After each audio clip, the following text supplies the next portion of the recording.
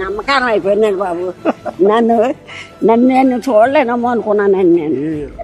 నేనే వద్దాం అనుకున్నా కానీ వస్తే మీకు మీ ఇంటికి వస్తే ఇలా కూర్చోలేము కదా.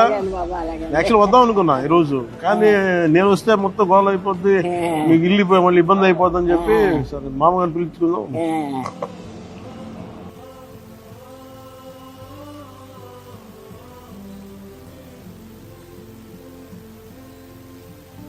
సార్ మీకోసం ఇది చెక్ ఒకటి ఇస్తున్నా, ఇది మీరు బ్యాంకులో వేసుకోండి 50,000 రూపాయలు.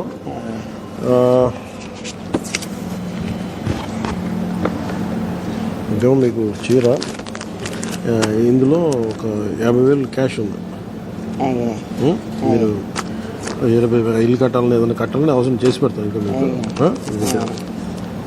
ఇందులో పెట్టానా ఈ రెండు?